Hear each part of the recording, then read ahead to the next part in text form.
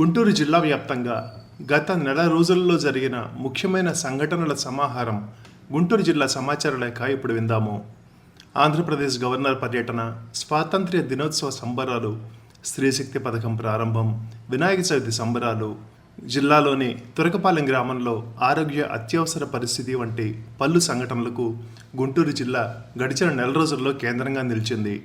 మహిళలకు వరప్రదాయంగా ఉంటున్న స్త్రీశక్తి పథకాన్ని గుంటూరు జిల్లా పరిధిలో రాష్ట్ర పౌర సరఫరాల శాఖ మంత్రి నాదెండ్ల మనోహర్ గత ఆగస్టు 15న తెనాలి పట్టణంలో ప్రారంభించారు. ఈ సందర్భంగా మంత్రి మాట్లాడుతూ, కేవలం గుర్తింపు కార్డు చూపడం ద్వారా మహిళలకు ఉచిత బస్సు సదుపాయాన్ని వినియోగించుకునేలా కార్యక్రమం రూపొందించామని, ఆర్టీసీకి సంబంధించిన 5 రకాల సర్వీసులలో మహిళలు ఉచితంగా ప్రయాణించవచ్చని వివరించారు. కేంద్ర గ్రామీణాభివృద్ధి, కమ్యూనికేషన్ శాఖల సహాయ మంత్రి డాక్టర్ పెమ్మసాని చంద్రశేఖర్ గత నెల రోజులలో పలుమార్లు గుంటూరు జిల్లా అభివృద్ధిపై అధికారులతో సమీక్ష నిర్వహించారు.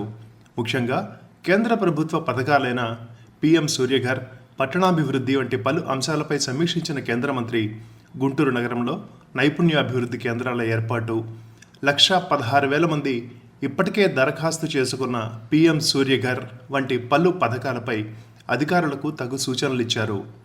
లబ్ధిదారులు, అధికారులు, బ్యాంకర్లు సమిష్టిగా కృషి చేసి కేంద్ర రాష్ట్ర ప్రభుత్వాలు అందిస్తున్న పథకాలు చివరి వ్యక్తి వరకు చేరేలా చిత్తశుద్ధితో కృషి చేయాలని పెమ్మసాని చంద్రశేఖర్ సూచించారు.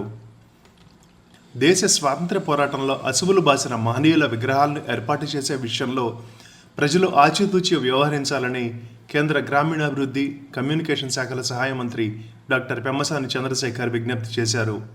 గుంటూరు నగరంలో గత ఆగస్టు 25న స్వర్గీయ నందమూరి తారక రామారావు విగ్రహావిష్కరణ చేసిన అనంతరం ఆయన మాట్లాడుతూ, విగ్రహాలను ఏర్పాటు చేయాలనుకోవటం తప్పు కాదని, అయితే ఆ విగ్రహాలు ప్రజలను ఇబ్బంది పెట్టేలా, ట్రాఫిక్కు సమస్యగా మారేలా ఉండకూడదని అన్నారు. గుంటూరు జిల్లా వ్యాప్తంగా వినాయక చవితి పండుగను ప్రజలు ఆనందోత్సాహాలతో జరుపుకున్నారు. పర్యావరణ హితంగా మట్టితో చేసిన విగ్రహాల వైపు మొగ్గు చూపుతూ ఈసారి వినాయక చవితిని గ్రీన్ గణేష అనే నినాదంతో జరుపుకున్నారు. రాష్ట్రంలోనే అతి పెద్దదైన 90 అడుగుల గణేషుని విగ్రహాన్ని కూడా గుంటూరులోని ఇన్నర్ రింగ్ రోడ్లో ఏర్పాటు చేసిన నిర్వాహకులు ఆ విగ్రహాన్ని కూడా మట్టితోనే రూపొందించడం విశేషం. స్వచ్ఛంద సంస్థలు, కాలుష్య నివారణ మండలి వారు గణనాథుని మట్టి ప్రతిమలు గుంటూరు నగరమంతా ఉచితంగా వితరణ చేసి పర్యావరణ హితంగా పండుగ జరుపుకోవాలంటూ ప్రజలను కోరారు. గుంటూరు జిల్లా తురకపాలెంలో అంతుచిక్కని విష జ్వరాలతో గడిచిన 6 నెలల కాలంలో అసహజ మరణాలు సంభవించాయన్న వార్తలతో రాష్ట్ర ప్రభుత్వం అప్రమత్తమై ఆ ప్రాంతంలో ఆరోగ్య అత్యవసర పరిస్థితిని ప్రకటించింది.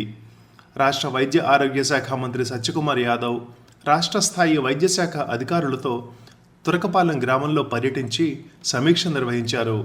గ్రామంలోని వైద్య శిబిరాలను వివిధ వైద్య విభాగాల ఆధ్వర్యంలో ఏర్పాటు చేసి గ్రామంలోని ప్రజలందరికీ దాదాపు 61,000 వైద్య పరీక్షలు నిర్వహించారు. కేంద్ర గ్రామీణాభివృద్ధి, కమ్యూనికేషన్ శాఖల సహాయ మంత్రి డాక్టర్ పెమ్మసాని చంద్రశేఖర్ కూడా తురకపాలెం గ్రామంలో పర్యటించి గ్రామస్తులకు భరోసా ఇచ్చారు. విష జ్వరాలకు కారణం మెలాయాయిడోసిస్ అనే బ్యాక్టీరియా అని, ఇది గ్రామంలోని ఒక ఇంటి ఓవర్ హెడ్ ట్యాంక్లో ఉన్నట్లుగా తేలిందని గుంటూరు జిల్లా వైద్య ఆరోగ్య శాఖ అధికారి విజయలక్ష్మి ఈ సెప్టెంబర్ 10వ తారీఖున ప్రకటించారు. ఈ బ్యాక్టీరియా సోకిన వారిలో ఒక్కరు మాత్రమే మృతి చెందారని, మరో 2 గుంటూరు ప్రభుత్వాసుపత్రిలో చికిత్స పొందుతున్నారని, వారి ఆరోగ్యం నిలకడగా ఉందని విజయలక్ష్మి వివరించారు. గుంటూరు జిల్లా సమాచార లేఖ సమర్పించిన వారు ముదిగొండ రవిశంకర్, ఆకాశవాణి గుంటూరు జిల్లా ప్రతినిధి.